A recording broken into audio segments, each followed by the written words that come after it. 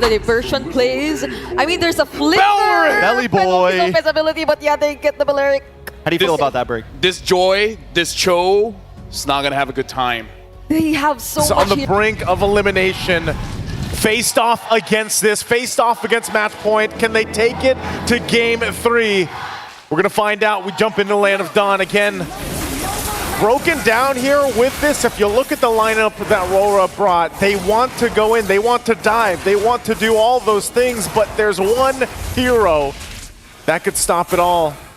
We've seen this happen before to teams already throughout the Swiss stage. This Balearic pick from Witty could change the tide of those early fights and the later ones as well by just locking members down of Aurora MLBB. So fancy footwork is going to have to happen here.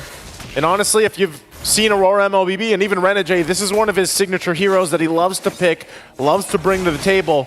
But I have to agree with Trex. I'm also wondering, you know, I wish there was a Malefic gun for a Terizla, you know, for a little extra range, because I think this is going to be difficult also for Edward. Yeah, again, he lacks the mobility. He's going to rely a lot on the flicker penalty zone just to go for the backline. At the same time, looking at the emblem set, Witty going full tank, and we all know the sustain that the Balearic can have, especially since he has the Nature Strike paired up with the Revitalize.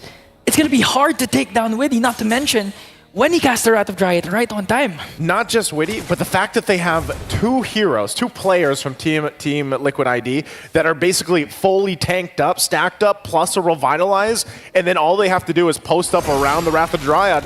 That requires so much damage to overcome that if you're Aurora MLBB. And honestly, the fact that they don't have a Revitalize, and we're so used to seeing two lineups usually have a Revitalize. You know, like that's typically what we've seen.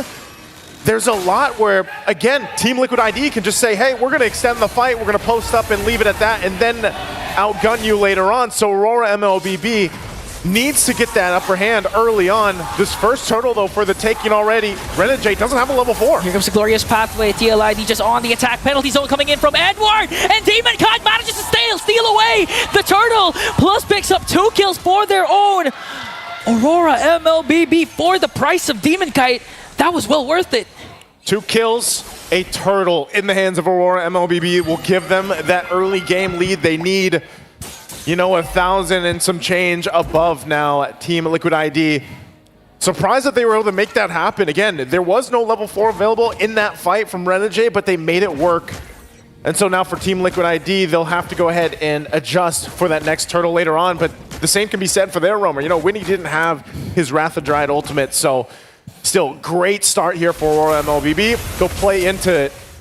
And when we look at this lineup again, when we think about where's that moment in the game where they're able to get that power spike, where they have that advantage against the lineup that TLID has, well, really, it takes time, obviously. Wow, early flicker already from Yue. So that's an important battle spell burnt already.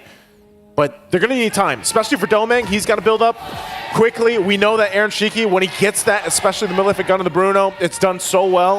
Yeah. And Domeng's choice of even down to the guns, you know, will play a crucial part in this. Look at the top side. A little bit of focus there, cutting the lanes. They might try to make a play up there. Oh, Aran forced to use the glorious pathway defensively alongside his Vengeance. Looking for the cross-map play. Here comes the diversion play. 3 members of TLID just going to wait for the perfect opportunity to strike. Nothing there right now. It's going to get spotted out. Demon Kite's going to be fine. And this is, again, something that anytime you have the Loi Yi across from you, the team facing against that has to constantly keep their head on a swivel. Where are they going to come from? One of the advantages, of course, on that macro level of play. And now with the second turtle coming up, nothing happening up before this. This is where you see, you know, this is where the lineup of TLID should shine in these small crevices. You can see Yue still doesn't have a flicker. So he's pretty exposed here, and Renegade just trying to give the information with Domeng around the corner. Okay, they're still not going to commit the kick, but the glorious pathway is there. Demon Guy trying to work on the back line as TLID gets the turtle. Now counter engage, here comes Edward with the penalty zone. Domeng on the other hand, going to take down 2. And again, the counter-attack of Aurora MLBB is just too much for TLID. Man, you don't need a Malefic Gun when you can do that. Mr. Consistent, able to get a great penalty zone to lock down multiple members, utilizing the flicker there. And great response too. Perfect area to shoot off if you're Domeng. So now they're going to get a little bit of extra gold, obviously, here on the bottom side. The objective did go to TLID, but still, you can see this lead slowly building up. Oh. And this is where they start to take things, of course, from Fabian. Demon Kite, he's going to play with the advantage, especially the fact that he has this Joy. We've seen how elusive Joy is in the jungle. I mean, even in the hands of someone like King Kong, where he barely escapes, threading the needle of his life. Demon Kite looking to do the same thing, replicate it here. Yeah, looking at the goal difference. Huge advantage, 2.6k already for Aurora MLBB. And you're not going to wonder why, because TLID, they can't seem to find the trade. Renegade has been phenomenal with this show so far. Not just the kicks, not just the Jeet Kune Do, it's also the vision that he provides for TLID. That's why we haven't seen a lot of diversion plays coming in from Ezekiel, because they have a lot of ground covered for the side of Aurora. This is what they'll do. They'll just go ahead and look elsewhere. There's a trade, tier 1s on both sides of the map. TLID still kind of waiting to see if they want to push further in to the top side, but they're going to get the information that they go ahead and regroup. Once again, mid lane probably going to be the focus for both teams, because eventually, obviously, the turtle's going to come up and they want to go ahead and have that favor. But this is the thing with Witty this time around. He's not able to just kind of set things up. You know, there's no forced initiation. Like, their forced initiation from TLID is entirely up to the fact that how do they utilize the diversion. Domeng? Okay, Flicker? Domeng, first to flicker out. Get chased by the Glorious Pathway as Renegade uses the flicker as well, plus the conceal. Oh. Here comes the last turtle objective, but a lot of resources has been expended for the side of Aurora MLBB. They might still fight this out. 2 battle spells are down, but they're gonna go. They get a shot off Witty. And penalty zone from Edward is going to take down Witty. Here comes Demon Kite, going to try and chase for Fabian. Aran pops his vengeance, but on the hands of Aurora MLBB, they're 2 members, and now they're going to work on bringing down the turtle as Edward zones out the rest of the members of TLID. Great usage of all the tools they have in their favor for Aurora MLBB, and right now you have to give it up again to Edward here. He's been on point on locking down the right members with the penalty zone. As long as he continues that, Aurora MLBB will be able to win those fights. But now the battle, even for the resources of TLID. Prolific gun picked up here by Domeng. Oh. As they continue on, diversion going to be used. Where are they going here? Down to the bottom side, they're looking to sandwich in. Sandwich in, Glorious Pathway is there. Witty might be. He's not going to out-sustain anymore. The damage coming in from Aurora as Demon Kite goes in for the backline. He has to walk away. Another penalty zone coming in from Edward. Up against 2. Edward holding his own, buying enough time for the team. He is going to be able to sacrifice himself, but Renegade gets the kick. Fabian will be able to get away. Renegade, 1 HP away. Jeet Kune Do to safety. They survive mostly from the sandwich play with a diversion. And finally a trade for TLID. They had to give up the purple buff instead, because during that time, Fabian actually used up his retribution. So it was a lost cause for them if they want to try and contest for that purple buff. Huge diversion play and to cut things off with the Glorious Pathway, and there was no exit route for TLID during that time. That's the thing. They can still play around this. We got a preview. That's literally a preview of what TLID will have to do later on. As I was saying, they're very reliant on diversion. That's how they're going to set things up. It's not going to be Witty surprising them. You know, he doesn't have, it's not like he's running a flicker on the Belric. You're going to see him coming from a mile away. And that's why even for Aran, he's got to be the one to hopefully utilize his Glorious Pathway in the best way possible for TLID to play around, and not always defensively. Because usually when we see these high-losses picked up, and they get constantly, you know, they have to constantly use the Glorious Pathway defensively, then you're kind of missing a big piece of utility for the fights. Again, a diversion going to be used. Whoa! To the fight! Glorious Pathway, and they're going to catch someone off guard there, but a penalty zone onto the backline for Edward. Just trying to delay the attack of TLID as they pick up a kill onto you and onto Edward. But Domeng goes in. Demon Kite trying to chase for Aaron Cheeky. Renegade the hitman. A Jeet Kune Do double man knockup, but there's no follow-up from Aurora. And again, a huge diversion play for TLID. The surprise factor happens again with the diversion. Able to get 2 kills off of it. Slowly bring it down, but Renegade finds, okay, it didn't connect, so Fabian was able to evade that. I was waiting for that Renner, but unfortunately, he pulled the trigger, but it missed Naisu. Oh man, that would have been such a clean play from Renegade if it ended up happening. But ultimately they know, hey, that's the flicker down, that's an ultimate down.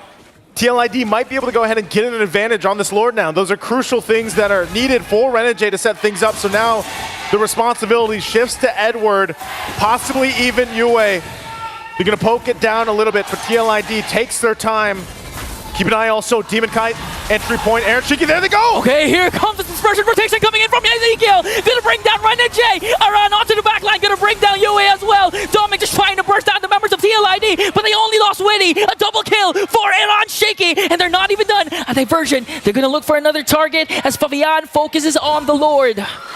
Again, a smart play.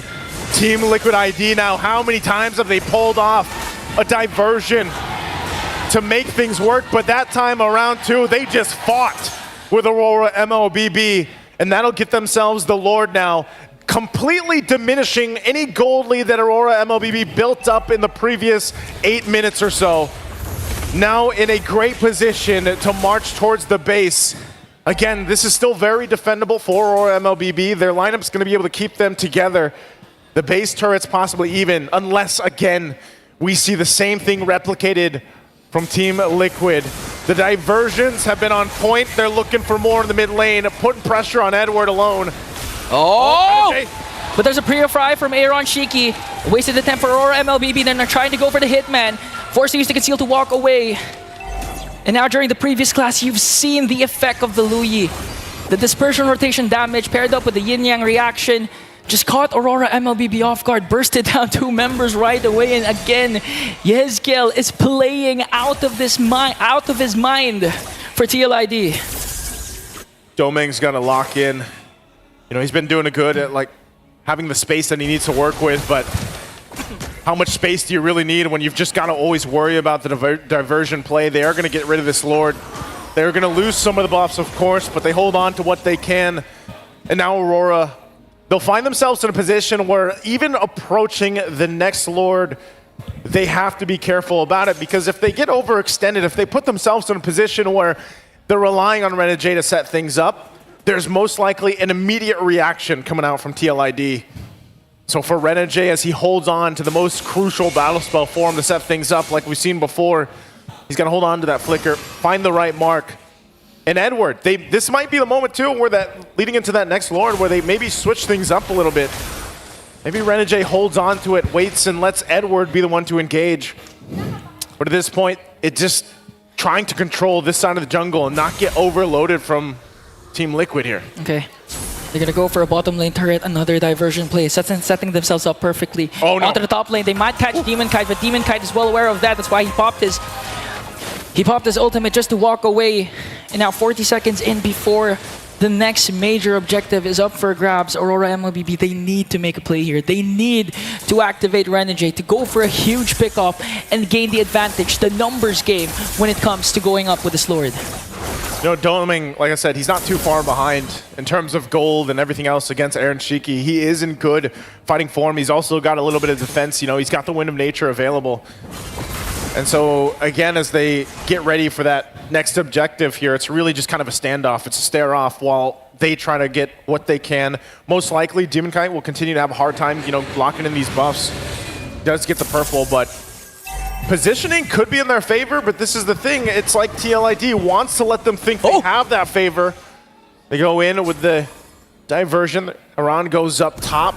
They're fine again into a still. Battle spells all ready and available for both sides. It's going to be started up really quickly. There's the kick. A kick and a penalty zone paired up, plus the flicker going onto the backline, but TLID manages to out-sustain the damage. A kill onto Renegade plus Edward. A lot of Aurora members are falling down. Demon Kite gets the Lord, but TLID wants to go for the kills. They just got to disengage. Oh, Aaron Shiki won't be able to slide through that wall.